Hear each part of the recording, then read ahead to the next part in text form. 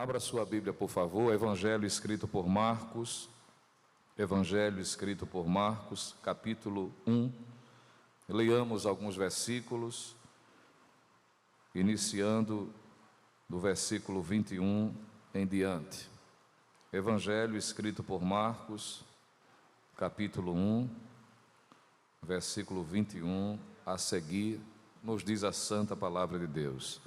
Entraram em Cafarnaum, e logo no sábado, indo ele à sinagoga, ali ensinava, e maravilharam-se da sua doutrina, porque os ensinava como tendo autoridade, e não como os escribas.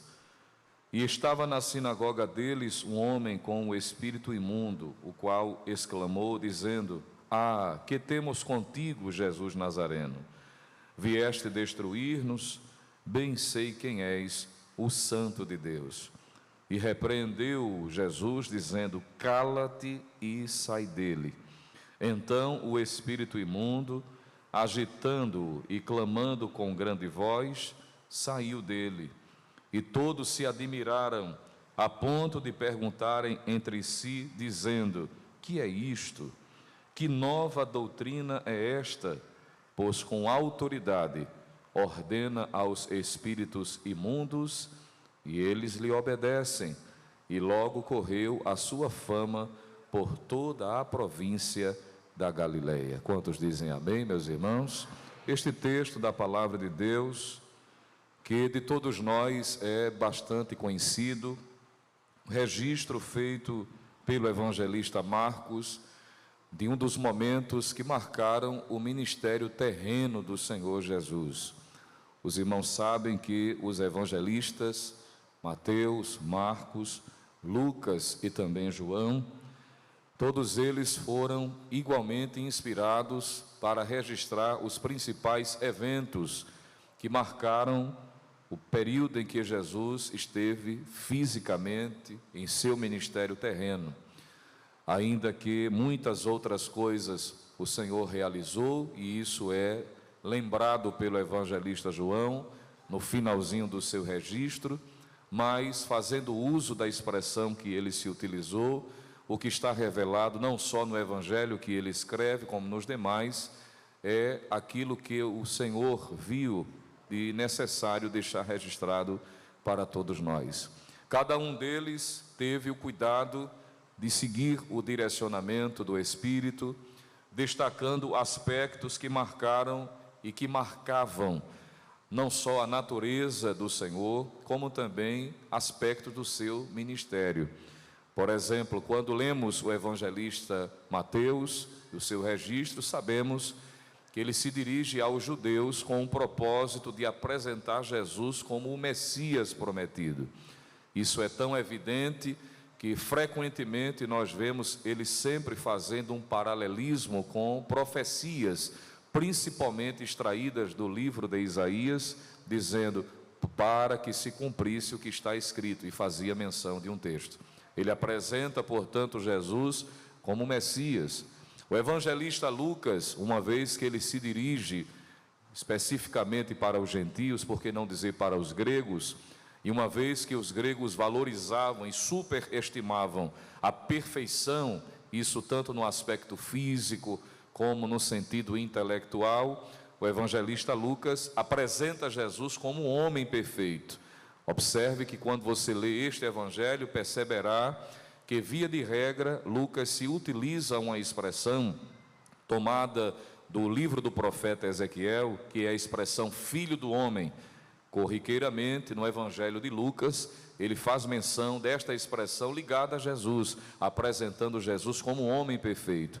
É através dessa expressão, por exemplo, quando Jesus está na casa de Zaqueu, ou se dispõe a estar em sua residência, é dito a seu respeito que o Filho do Homem veio buscar e salvar o que se havia perdido. Ele apresenta Jesus como um homem perfeito. O evangelista João já apresenta a divindade do Senhor Jesus, Jesus como divino. Ele não se atém a profecias, ainda que mencione algumas passagens, mas a sua preocupação é apresentar Jesus como divino, uma razão muito específica, é porque como ele se dirige para um grupo de cristãos que estavam sendo bombardeados por falsos ensinos, aquilo que posteriormente passaria a ser conhecido como gnosticismo.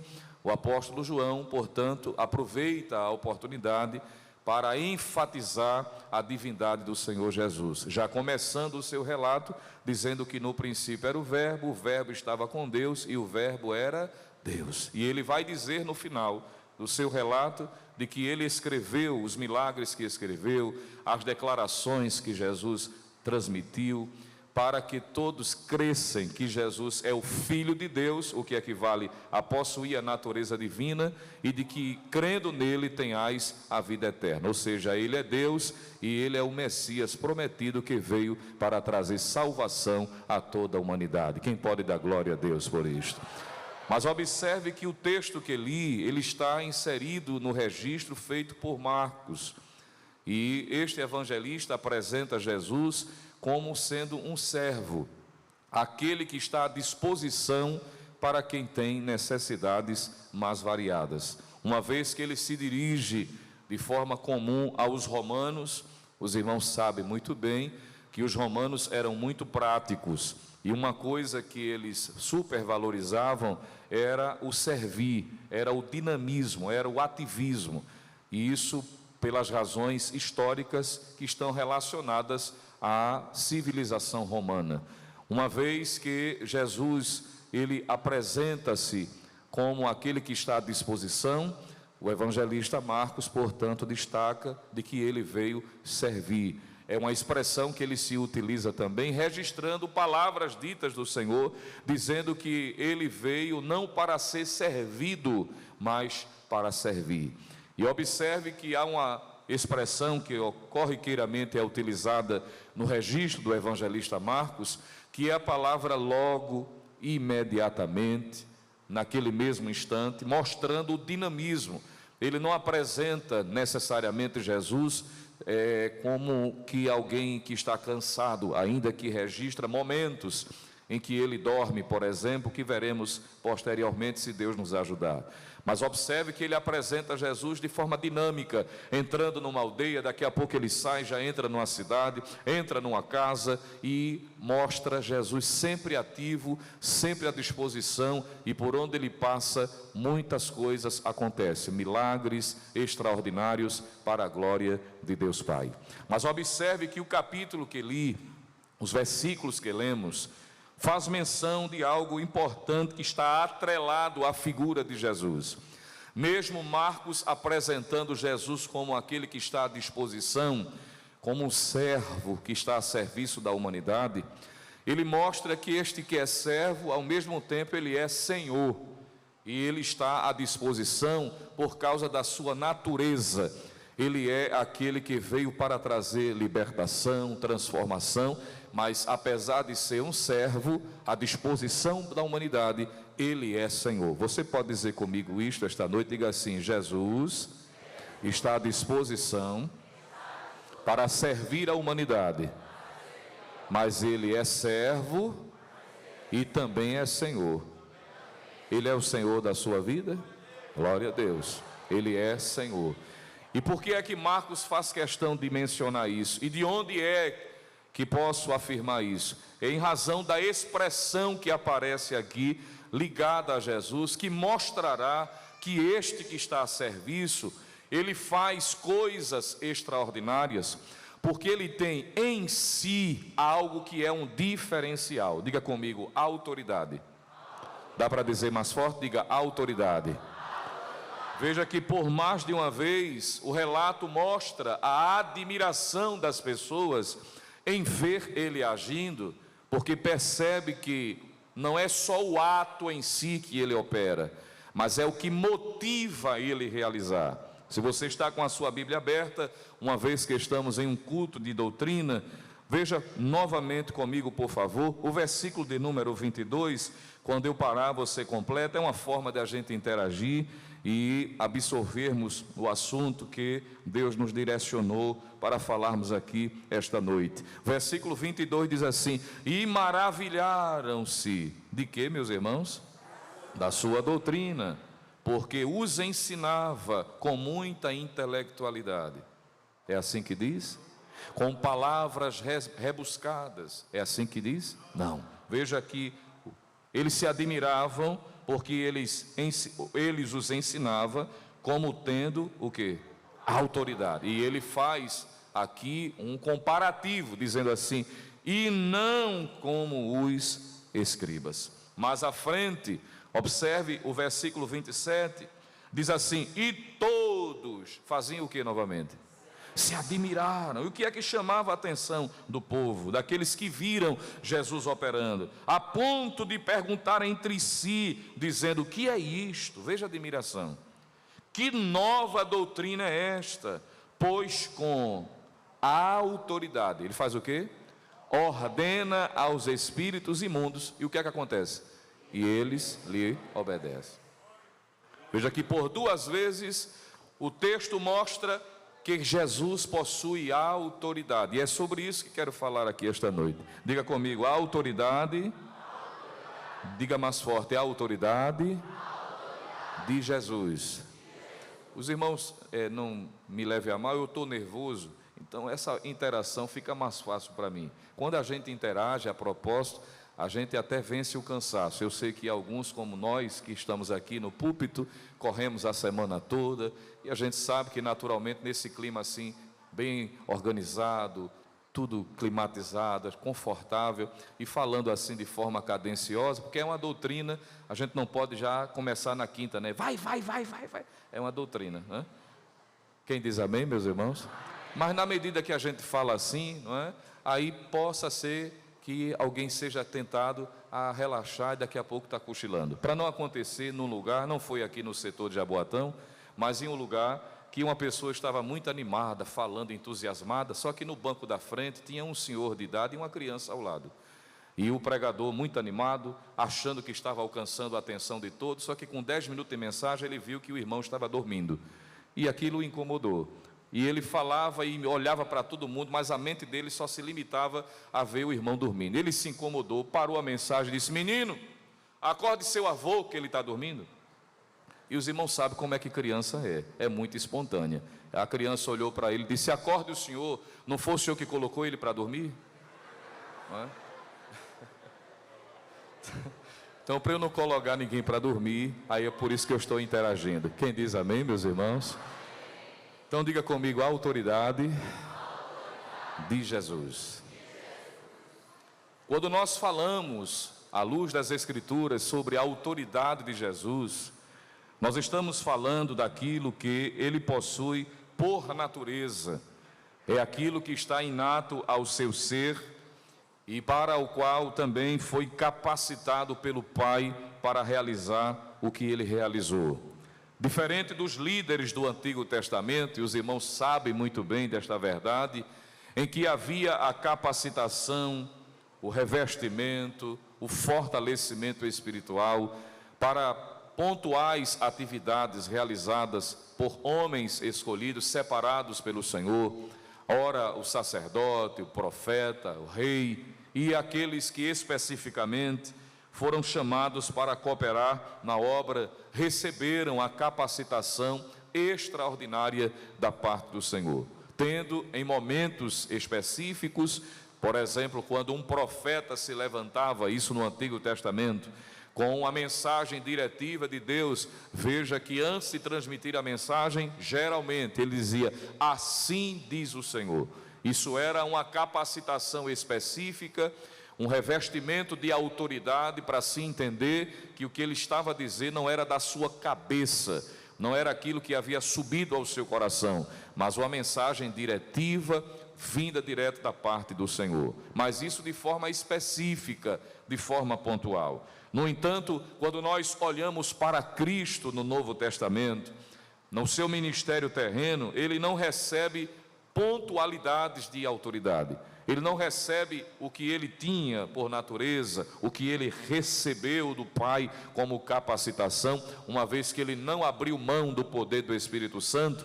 E Pedro é quem diz isso quando está lá na casa de Cornélio, no capítulo 10, salvo engano, versículo 38, que diz que o Senhor Jesus foi ungido com virtude para que pudesse desenvolver o seu ministério. Só que ele recebeu de forma plena, e ele próprio fez menção a este respeito, quando ele diz em Mateus 28:18, que toda a autoridade ele tem no céu e na terra. Ele disse: todo o poder foi-me dado no céu e na terra. Diga glória a Deus por isto.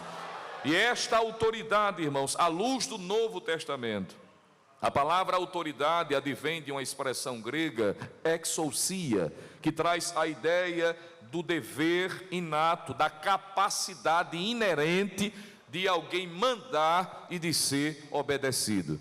É a condição que alguém tem de exercer poder, de colocar em prática o que ele tem a realizar. Ele declara, ele dá a ordem, e esta ordem é obedecida. Isto é a autoridade, é a capacidade, é o direito legal de exercer o poder na prática.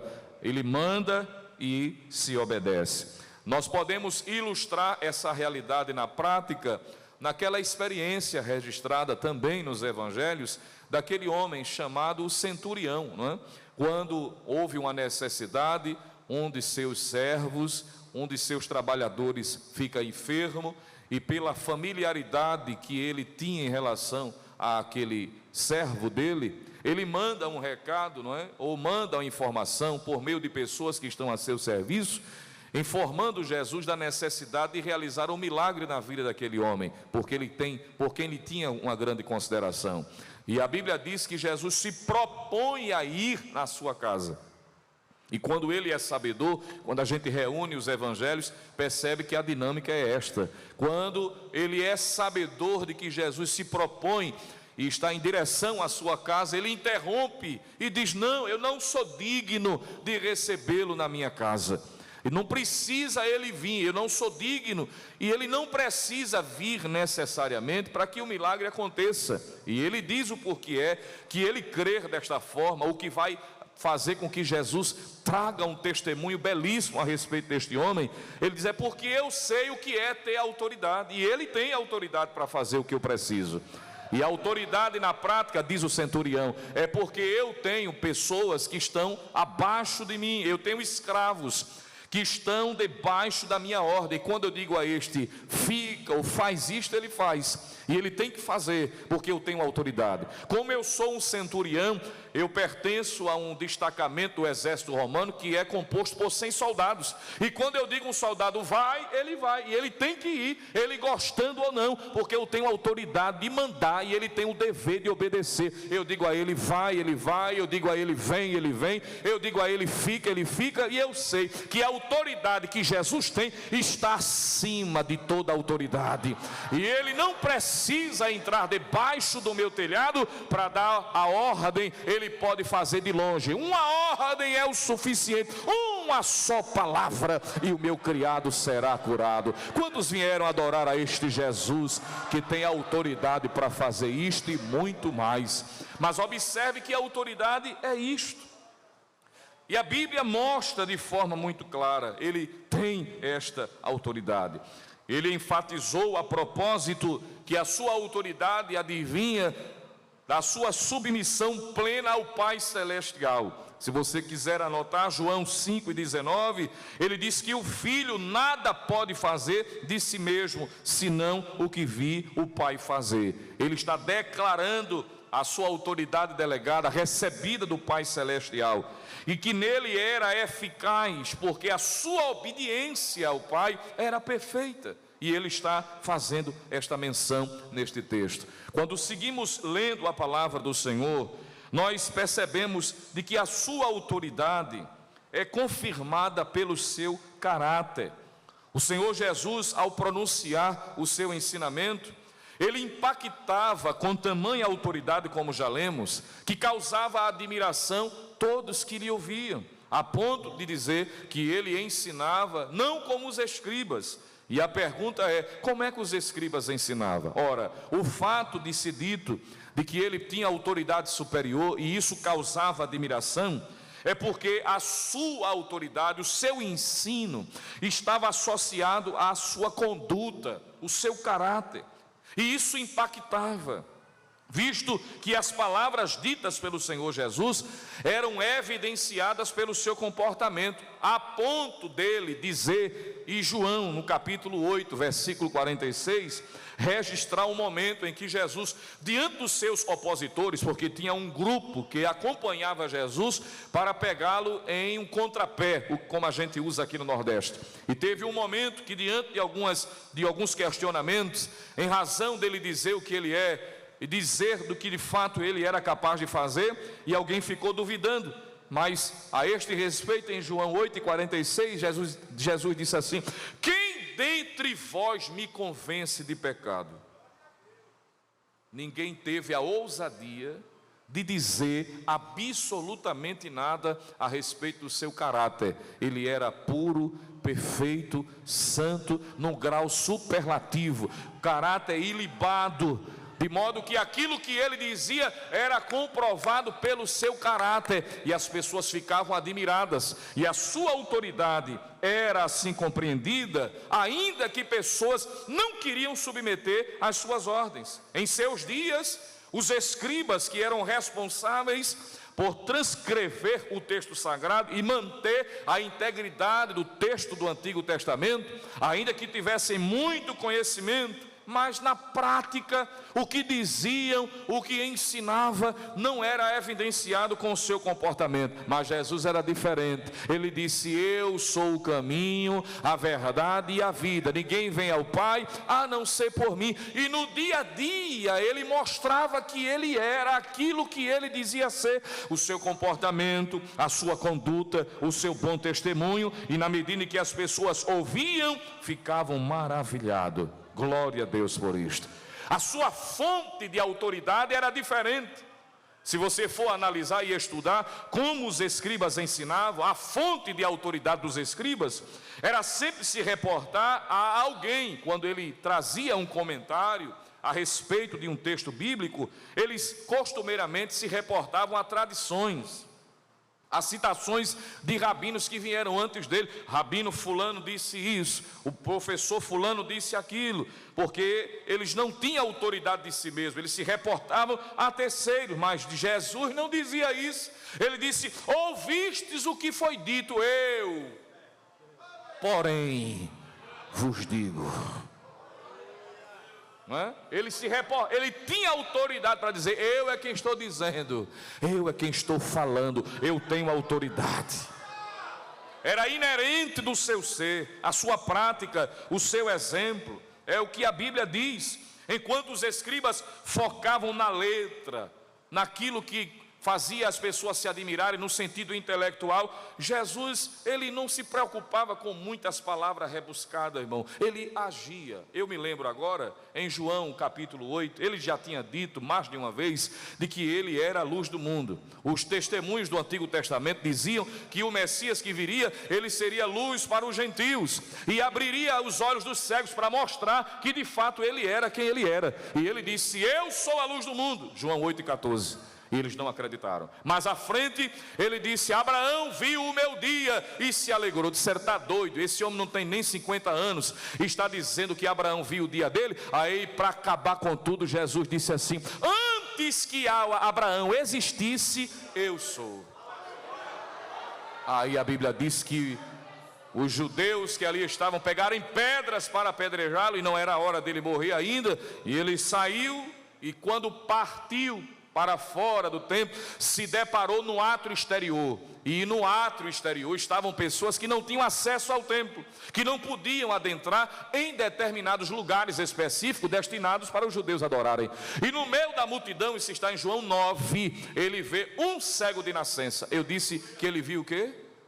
Um cego de nascença. E ele para e começa a olhar para o cego, no meio da multidão. Olha, irmão, eu estou com óculos aqui, mas a minha limitação é tão grande que eu não consigo ver com definição da metade do templo para trás. Na galeria nem se fala. Mas Jesus, que tem um olhar binocular, ele conseguiu enxergar todo mundo ao mesmo tempo e de forma pontual, e parou para olhar para um cego.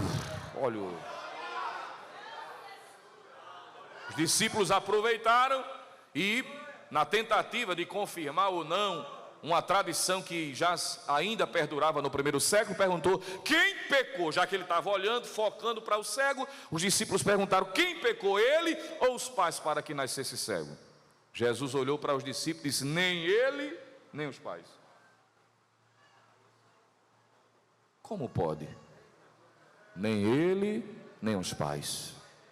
Porque a ideia é que qualquer pessoa que nascia principalmente com um problema congênito, ou seja, um problema de nascimento, era porque Deus estava punindo e castigando ou o pecado nos pais no filho, ou sabendo que aquela pessoa seria um miserável pecador e já estava punindo antecipadamente por aquilo que Deus sabe que vai acontecer. Jesus disse: em relação a esse, nem uma coisa nem outra, porque o pai não herda o pecado do filho. Aquele que pecar, a alma que pecar, essa morrerá, diz a Bíblia, e cada um é responsável pelo seu pecado pessoal, mas ele nasceu assim, para que se manifestem nele as obras de Deus.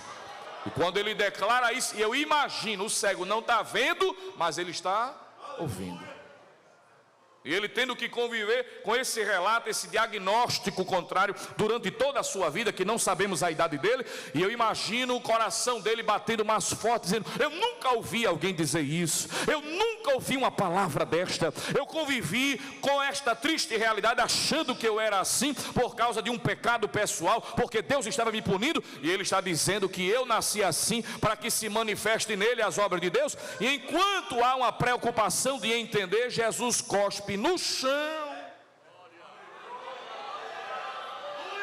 faz um lodo e coloca no rosto daquele homem e dá uma ordem que ele manda, né? Vá e lave-se no tanque de Siloé. Aí o escritor faz questão de pontuar, dizendo que Siloé significa o enviado. E a Bíblia diz que ele foi, e quando voltou vendo. Jesus tinha dito que ele era a luz. As pessoas não acreditaram. Jesus não fica preocupado com palavras, querendo persuadir. Ele diz que faz, ele diz que é. Se alguém não acreditar, problema de quem não acreditar. Ele é, e ele continua fazendo.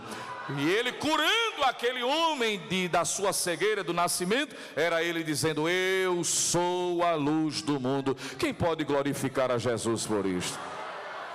Jesus não perde tempo, ele transforma. Ele diz que faz e faz. Glória a Deus por isto. Por isso que o seu ensino, ele era maravilhoso, porque trazia esta diferenciação. Observe, abra a sua Bíblia por gentileza, Evangelho ainda escrito por João.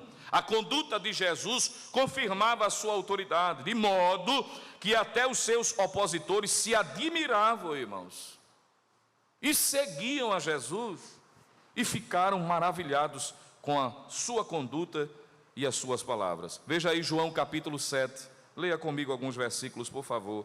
O pastor nos deixou bem à vontade em relação ao tempo, e é por isso que estou fazendo menção aos irmãos.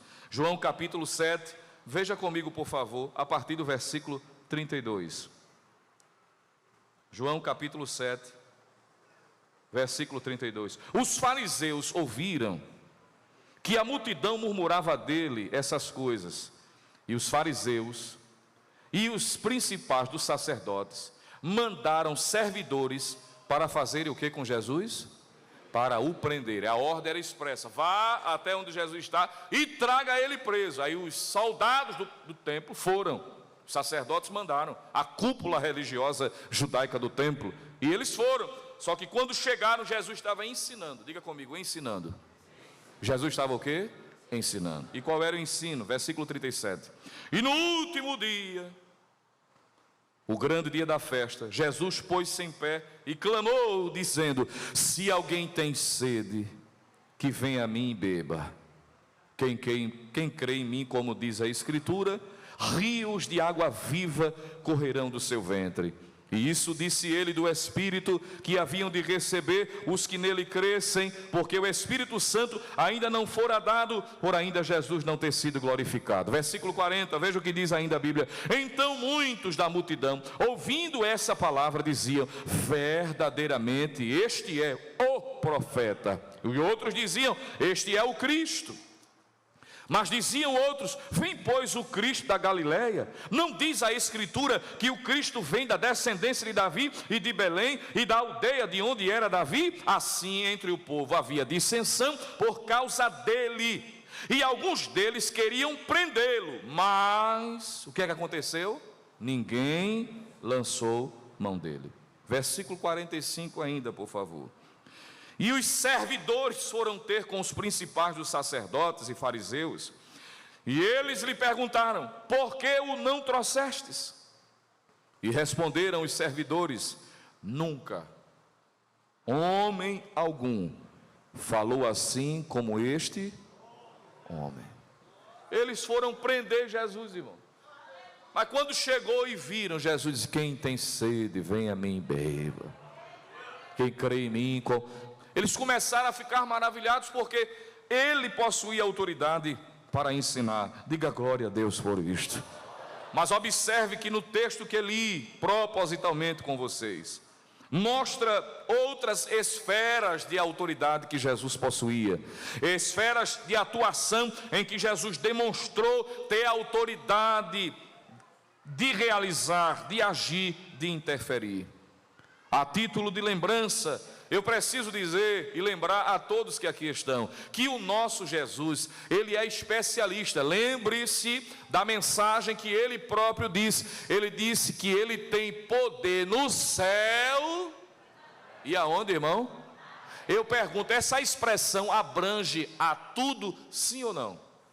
Eu vou perguntar novamente para você responder com ainda maior convicção. Isso abrange todas as coisas? Jesus tem autoridade para mandar em tudo, sim ou não? Sim. Claro que sim. E ele mostrou isso. O evangelista Marcos e os demais evangelistas fazem questão de mostrar Jesus evidenciando a sua autoridade, por exemplo, na criação, sobre a natureza. Você lembra dos dois grandes episódios que nós encontramos no Evangelho de Marcos? Primeiro, o que Jesus está dormindo na popa do barco, e os discípulos estão incomodados, inquietos, preocupados, por causa da instabilidade da viagem. Jesus tinha dado a eles uma orientação, depois de ter ensinado várias parábolas a respeito de verdades do reino celestial. Jesus disse para os discípulos: entre no barco e vamos atravessar para o outro lado. E a Bíblia diz que ele foi dormir, e no transcurso da viagem surgiu um grande temporal. Diga comigo, um grande temporal. E esse temporal não é chuva, irmão, é vento, diz o texto. O que ocorria costumeiramente na travessia do mar da Galileia. O texto, ao dizer que de repente se levanta, ou levantou-se, esta expressão no texto original dá a entender de que era algo que não estava sendo esperado para aquele momento. De repente se levanta, ainda que era comum no mar da Galileia acontecer isso, mas naquele momento da travessia, os discípulos não imaginavam que isso iria acontecer naquele momento, e de repente se levanta. O evangelista Lucas diz que os ventos cobriam, faziam com que as ondas se levantavam e entravam dentro da embarcação, a ponto deles correrem risco de se afogar. O desespero tomou conta. É perceptível o sentimento desesperador, porque na medida que eles tentam administrar a situação e não conseguem, eles percebem que Jesus está dormindo, e eles vão até Jesus dizendo: mestre, não te importa que pereçamos? A leitura que eles fizeram é que Jesus estava dormindo por insensibilidade, dizendo: não te importa que nós pereçamos? Estamos prestes a morrer, e o senhor com esse sono pesado aí. E não pense que a embarcação que eles estavam, irmão, era aquele transatlântico, né, que as pessoas usam para viajar. Não é isso não, que tem aquele lugar específico em que pode reclinar a cabeça. Era um barco pequeno, comum, usado na Galileia. E mesmo diante da tempestade, do vento contrário, Jesus estava dormindo. E quando ele é acordado, ele não é surpreendido, ele não se levanta com os olhos esbugalhados, como que dissesse: o que é que está acontecendo? Ele se levanta calmo, sereno e tranquilo, porque Jesus não é pego de surpresa. Ele tem o domínio e o controle de tudo na palma da sua mão. E quando ele vai ao início, à ponta do barco que está diante do vento contrário, ele dá uma ordem. Diga comigo, uma ordem. Não foi duas, não foi três, uma ordem. A Bíblia diz que ele repreendeu o vento e acalmou o mar. Dá para dizer isso comigo? Diga assim: repreendeu o vento e acalmou o mar. Depois ele se vira para os discípulos e pergunta: por que vocês são tímidos, homens de pouca fé? E eles começaram a dizer: quem é este? Quem é este que até o vento e o mar lhe obedecem? Jesus tem autoridade sobre a natureza. Diga glória a Deus por isto. De modo que as circunstâncias físicas, naturais, adversas, estão debaixo da autoridade do Senhor. Jesus nunca é pego de surpresa. É por isso que a Bíblia diz que ele tem um caminho na tormenta.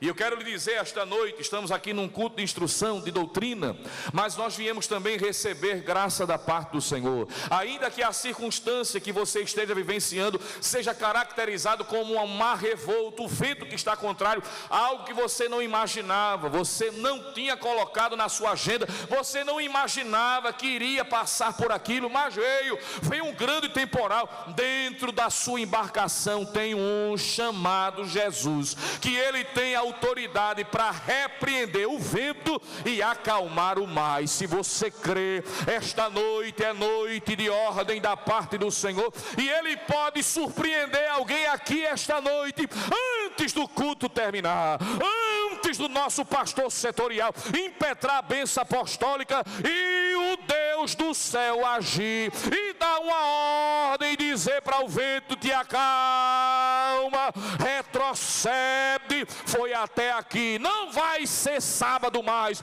foi até a sexta-feira. Acalma, aquieta-te e o milagre acontecer. Se você crê, levante a sua mão, dê uma glória bem forte para o Senhor, porque você serve a um Jesus que tem autoridade no céu e na terra. Ah, irmão, mas ele não precisa acalmar para mim o mal literal, ele precisa só acalmar o meu marido. Ele acalma também. Acalma ou não acalma, irmão? Acalma, irmão. Ele acalmou Saulo. Atos 9 diz que Saulo ia para Damasco como uma fera selvagem. E a expressão fera selvagem é quando o animal está furioso, como a gente chama aqui no Nordeste, bufando. De repente, perto da entrada principal de Damasco, uma luz, que Paulo vai dizer que era mais forte do que o sol em pleno meio-dia, irmão, porque o sol aqui no Nordeste, meio-dia é quente, imagina no Oriente Médio. Paulo disse: a luz que brilhou para mim era mais forte do que o sol do meio-dia, e quando ela brilhou, eu caí do meu animal e disse: quem és, Senhor? Aí ele diz: eu sou Jesus, a quem tu persegue. O animal selvagem virou um cordeirinho, a ponto de perguntar: e agora, o que é que eu vou fazer? Jesus disse: olha, você vai entrar na cidade, já tem um homem lhe aguardando, ele vai lhe dar hospedagem. Eu já mandei outro crente ir lá para orar por você, porque você aprender que quem manda sou eu, quem tem autoridade sou eu. Eu estou acima de você, Paulo, estou acima do sinédrio, eu estou acima do sacerdote, eu estou acima de tudo. E a fera selvagem, Jesus ainda tem freio, irmão, para colocar limite.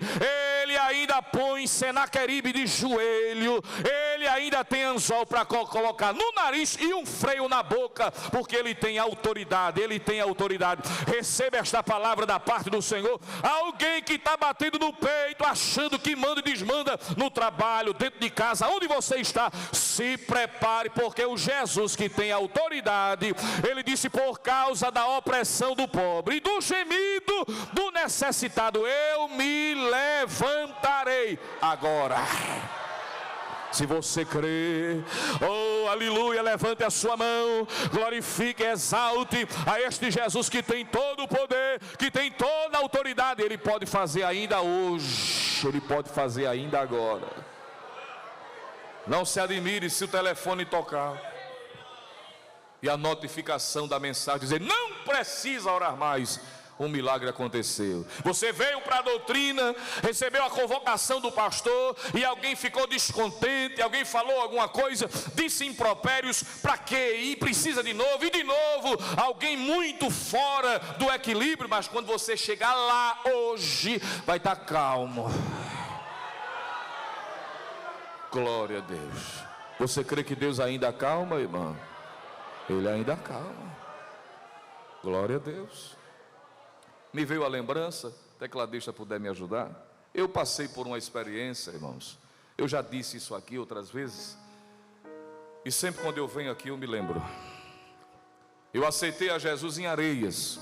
Com 2 meses que eu aceitei a Jesus, meus pais compraram uma casa no que é chamado de loteamento Nilton Carneiro, ou em Vila Piedade, pastor. E eu morei ali 4 anos. Tem um presbítero aqui, ele não lembra de mim não, mas eu cortava cabelo com ele. O senhor lembra? Eu ia lá cortar o cabelo. Novo convertido. Glória a Deus. Eu fiz o discipulado. Pela distância, minha mãe tinha responsabilidade na igreja de Areias, meu irmão fazia parte do COI. E ela disse: meu filho, vamos ver se a gente consegue administrar, mesmo distante, para a gente poder continuar fazendo parte lá, orando para Deus fazer um milagre. Sim, senhora. Só que aos finais de semana, os irmãos sabem que as atividades aumentam. E eu não tinha condição. Fiquei desempregado. Passei 7 anos desempregado. Dos 7, 2 casados. E não é porque eu estava esperando o maná descer, não. Era prova mesmo, irmão. E não vai dar tempo de eu dizer aqui o que eu passei. Mas era uma provação. E para ficar mais perto da congregação de Areias, eu ia para a casa da minha avó, que mora em Jardim São Paulo. Só que na época minha avó não era crente. E pense numa prova que eu passava. Em Areias, o ciclo de oração era na sexta-feira, quando eu não podia ir para lá. E aí é que eu faço menção. Eu vim aqui para Matriz, eu ia para Tanque de Mel, eu ia para Engenho Velho, eu ia para muitas congregações daqui. Círculo de oração era o escape. Loteamento, lote 16, enfim. E quando chegava o final de semana, eu ia para a casa da minha avó. Mas era uma luta tão grande, irmão, tão grande, que minha avó não entendia. Eu cantando no juvenil da igreja, já membro, envolvido no culto jovem. E ela tinha baixado um decreto, pastor. Ela tinha dito: olha, você não chega aqui depois de 10 horas. Irmão, eu vinha de Areias, não tinha passagem. É quase 3,5 quilômetros de Areias para onde ela morava. E eu tinha que ir andando. Como é que um culto termina? Às vezes termina 10 minutinhos, não é? E os irmãos sabem como é que é jovem. Termina o culto ali, a gente fica conversando. É assim, não é? Quer comer um pastel, tomar um sorvete. E nesse dia, culto jovem, o céu desceu em Areias. Olha, foi aquele culto. E eu saí tão cheio de vida, alegre, renovado. Só que quando eu subi o viaduto de Jardim São Paulo, o diabo falou ao meu ouvido. Não sei para que tanta alegria, porque ela era minha avó, já está no portão te esperando. Aí ele disse assim: olha a hora, irmão. Quando eu olhei a hora, era 10h30. Me veio uma tristeza, eu sabia que ia ouvir. Eu tinha transgredido uma ordem do Supremo Tribunal de Dona Mocinha. E eu disse: meu Deus, agora é que ela vai dizer que não é para eu vir mais aqui. E vai ficar difícil e triste. Quando eu cheguei no portão, ela não confiava me dar a chave. E ela estava na grade, com a cara bem fechada. Eu só não fiz o sinal da cruz porque eu já era crente, né? E quando eu aprendi, não é? Que errado eu já fui. Pensa, avó, Deus te abençoe. Eu disse: misericórdia. Ela disse: olha, já viu a hora? Já vi. Se você só tem 10 minutos, corra, se organize. O seu lanche já está na mesa. Eu não quero luz acesa. Come e vá dormir. Eu não quero rádio ligado. Eu não quero oração alta. Eu não quero você com luz acesa. Por que ela dizia isso? Porque era um momento que eu ia ler a Bíblia, ia fazer o meu culto para terminar o dia, né? E eu triste, irmão, fui lá, tomei um banho, me sentei à mesa. Quando eu me sentei à mesa, o lanche, o Espírito Santo que fala dentro de nós, Glória a Deus. Disse assim: dobra o joelho e canta um hino para mim. Glória a Deus. Eu dobrei o joelho, e quando eu abri a harpa, me deparei com o hino 42. Irmão, eu já sou ruim cantando, e com o coração travado, a voz embargada, saudai o nome de Jesus, foi difícil demais. A primeira estrofe saiu pelo canto do dente assim, os dentes serrilhados, mas da segunda estrofe em diante, o céu invadiu aquela cozinha. Eu comecei a me alegrar, o Espírito Santo me renovou, eu chorei, senti a graça, terminei o hino e apaguei a luz. Já tinha passado da cota dos 10 minutos. Comi no escuro, fui para o quarto, fiz a minha oração para dormir. Isso foi no sábado para o domingo. Domingo terminou o culto em Areias, eu já com a minha bolsa, com a minha mãe e meu irmão, que eram pré-adolescentes na época, e viemos. Era uma luta, irmão. Às vezes a gente perdia o ônibus, eu tinha que sair correndo. Era uma batalha. Muitas vezes saía andando da estação de Floriano e ia andando. Mas tão feliz porque estava servindo a Jesus. Na segunda-feira, o telefone tocou 9 horas da manhã. Minha mãe foi no meu quarto e disse: olha, tua avó está no telefone, o que foi que tu aprontasse? Eu disse: meu Jesus Cristo. Eu parei assim: Senhor, nas tuas mãos eu entrego o meu espírito.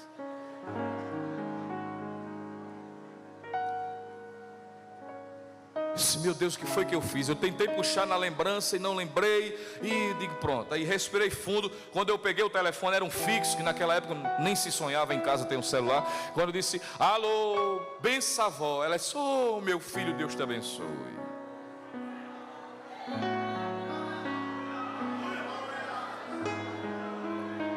Eu disse: vó, tá tudo bem? Tá tudo bem, meu filho. Ela disse: olha, quando é que meu filho vem para cá? Aí eu disse: olha, vó, geralmente eu vou na sexta, porque eu vou para o círculo de oração em Areias, e de lá já acampo na sua casa. Não, eu não vou aguentar esperar até sexta-feira, não. Tem como meu filho vir amanhã? Olha, eu estou indo lá no mercado comprar o lanchinho que meu filho gosta. Eu estou com a saudade, eu acordei sentindo a sua falta aqui dentro de casa. Eu quero você aqui comigo, eu quero você antes da sexta-feira. Venha para cá, fica aqui com vovó. Eu disse: eu vou, vovó. E quando eu desliguei o telefone, eu disse: meu Deus, será que é a melhora da morte? Que já era uma senhora de idade, como ainda hoje é, tem 83 anos. Aí o Espírito Santo disse assim: fui eu que amansei, porque ele tem autoridade para acalmar o vento e o mar. Fique de pé, por favor, com a permissão do pastor. O Jesus que tem autoridade está aqui. Ele tem autoridade no mundo natural. Ele tem autoridade sobre as enfermidades. Você pode dizer isso comigo esta noite bem forte. Diga comigo: o meu Jesus tem autoridade sobre as enfermidades. Ora, se acalmar o mar e repreender o vento, para ele, irmão, é simples. Curar, ele não faz esforço. Em Marcos 1:34 diz que ele curou muitos que se achavam enfermos de diversas enfermidades. Eu quero dizer a você esta noite que o nosso Deus, o Senhor Jesus, ele tem autoridade para curar enfermidades. Nós já acabamos de declarar isso. Você crê que Jesus ainda cura? Só a título de informação, com a permissão do pastor, ele me deu a liberdade de fazer isso. Quem é que aqui tem um testemunho pessoal que já recebeu em si uma cura divina? Levante a mão aí, só para a gente saber.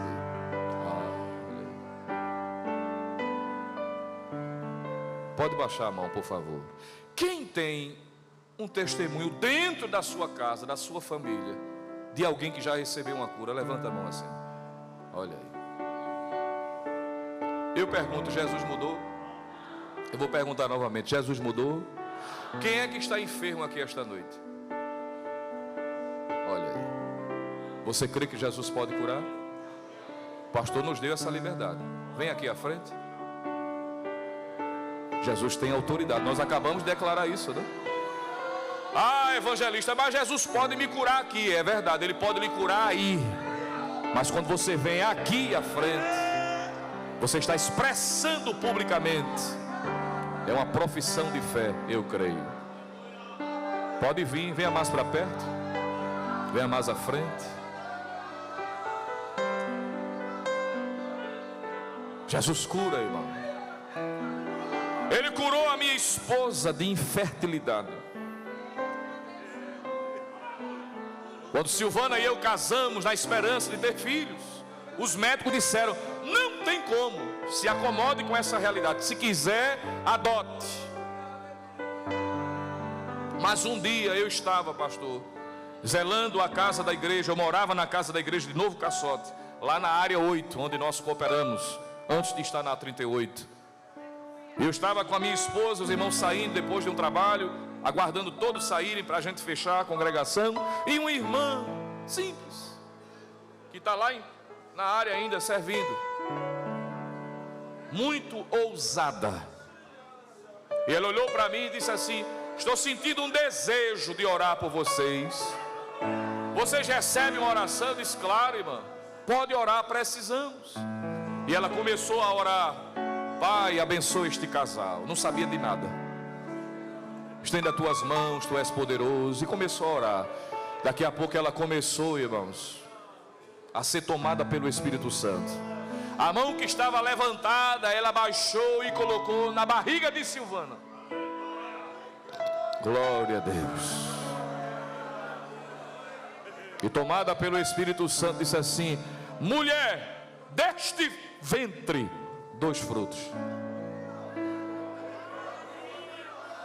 Terminou a oração, foi embora. Eu fiquei comigo, disse assim: meu Deus, se um já é difícil, 2. Mas Deus cura. Ele cura. A mais velha hoje tem 13 anos. A mais nova tem 2. E Deus cumpre com o que fala. Um dia desses, estávamos num círculo de oração, e a esposa de um presbítero lá da área, ninguém sabia, nem ela mesma, que estava com um problema, havia se agravado o problema. Ela tinha sopro no coração. Era algo genético. Os pais tinham, os irmãos têm, ela tem. E ela tinha tido um problema, quase que morria. O presbítero ligou para mim: coordenador, ore, que eu estou socorrendo minha esposa. Aquele Deus nos acuda. Uma mulher que ajuda muito o pastor ali na área, ajuda com os trabalhos infantis. E ao esposo que dirige a congregação disse: meu Deus, estende as tuas mãos, veja a tua serva. E foi uma agonia, irmão, porque ficou naquela morre, mas não morre. E quando chegou lá, fizeram a bateria de exames, e disse o médico para ela: tenha cuidado, você quase que morria. Você tem sopro no coração e ele tem se agravado. E ela não sabia que tinha se agravado. Depois que recebeu alta, foi para o ciclo de oração. E no ciclo de oração, a comissão que ela era componente, naquela tarde, o obreiro que estava escalado para trazer a palavra disse: quem crê que Jesus cura? Como vocês fizeram aqui, né? E ela lá na comissão disse: eu creio, Jesus. Aí o obreiro disse assim: coloca a mão no coração aí agora. Glória ao nome de Jesus. E ela colocou a mão, irmão. E quando a igreja começou a orar, ela sentiu um quenturão. E não era o calor da congregação, não era o sol, era o calor do Espírito Santo agindo, operando. E ela começou a sentir a alegria do céu, falou em línguas. O culto Tudo terminou e ela sabia que alguma coisa tinha acontecido. E quando ela voltou ao cardiologista, que ele fez outra bateria de exame e comparou, disse: não pode, é o mesmo exame da mesma pessoa. Se é, doutor, não faz nem 15 dias que eu vi. Ele disse: esse aqui tem sopro, mas esse aqui não tem mais. Jesus deu um sopro no sopro, irmão. Oh, glória ao nome de Jesus. E Ele pode soprar a enfermidade para longe aqui agora. Fecha os seus olhos. Oh, como eu estou sentindo a graça de Deus. A virtude do Espírito Santo está aqui esta noite para operar, para curar você que está aqui, você que está na galeria, você que representa alguém que está enfermo, você que está acompanhando pelo canal do YouTube do setor de Jaboatão. Jesus é poderoso para invadir, para entrar aí nesta sala. Ele entra na UTI, ele vai na ala vermelha, ele tira quem está entubado e dá saúde novamente. Creia de todo o coração. A sua vinda a este culto de doutrina não foi em vão. Eu sei que foi custoso.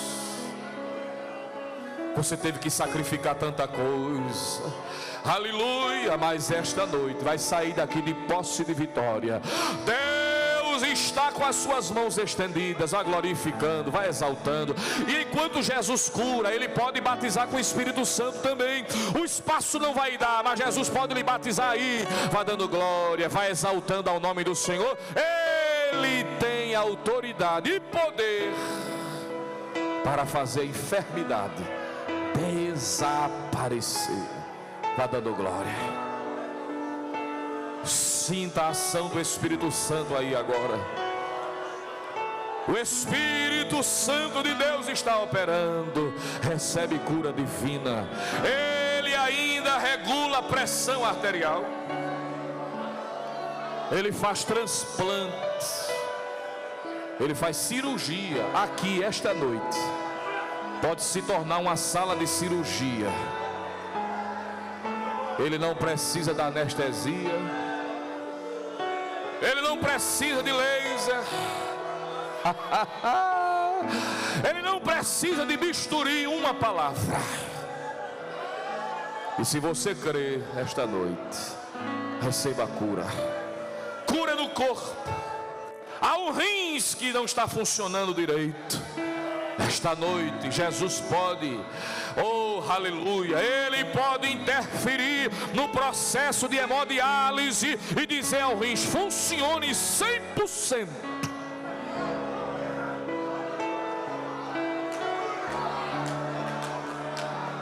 Ele pode.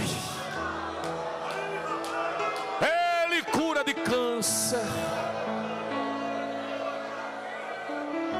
Ele repreende o mal, Ele arranca, irmão, pela raiz, para nunca mais voltar. Vai adorando, vai glorificando, vai exaltando ao nome do Senhor.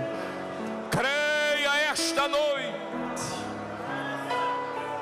de todo o seu coração. Vai dando glória, vai exaltando, vai magnificando ao nome do Senhor. Ele tem autoridade. Não se admire se hoje Ele lhe curar. Ele cura alguém que você representa hoje aqui. Não pôde vir, mas a mão grande e o braço estendido de Deus vai aonde você não pode ir. Querido Deus e amado Pai, como é bom sentir a Tua presença, ouvir a Tua voz, o ensino da Tua palavra, palavra que é viva, que é eficaz, que é mais penetrante do que espada alguma de 2 gumes, e penetrou esta noite na nossa alma, na divisão da alma, das juntas. E Tu sabes que esta palavra, Senhor, como diz o Teu servo, o apóstolo Paulo, ela alimenta a nossa fé, de modo que a fé vem pelo ouvir e ouvir pela palavra. E aqui está, Senhor, servos Teus, servas Tuas, estão diagnosticados. O médico diz do que se tratava. Alguns estão aqui e os médicos não conseguiram identificar o que é. Joga para um especialista, joga para outro, vem de volta, ninguém sabe a causa, o motivo, mas tu és o especialista dos especialistas. Tu sabes a causa, o motivo, mas faz novamente. Oh, aleluia. Faz de novo, Senhor. Esta igreja crê nos dons espirituais, na operação de maravilhas. Ouvimos o teu servo dar testemunho de que o osso que faltava foi reconstituído. Tu és poderoso para fazer operação de maravilhas.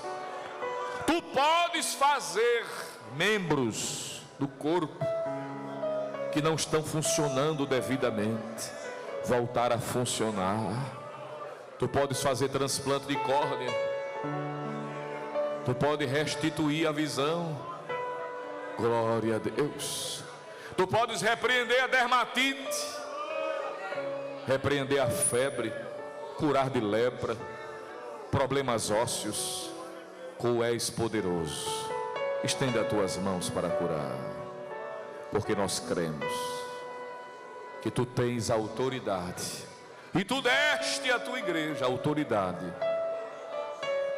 para clamar, para curar os enfermos, para expulsar demônios. Vai enchendo o teu povo enquanto estamos clamando por cura. Também pedimos dos dons, poder do alto, para continuar fazendo a tua obra, porque tu és o mesmo ontem, hoje e eternamente. Os planos de Deus são maiores que os meus. Ele vai fazer o melhor por mim. Ele vai além do que eu posso ver. Ele faz o que eu não posso fazer. Deus vai cumprir os seus planos em mim. Ele vai fazer o que lhe apraz. Sou pequeno e falho, mas Ele é Deus. Ele só faz o melhor pelos seus. Diga bem forte: acredito, acredito.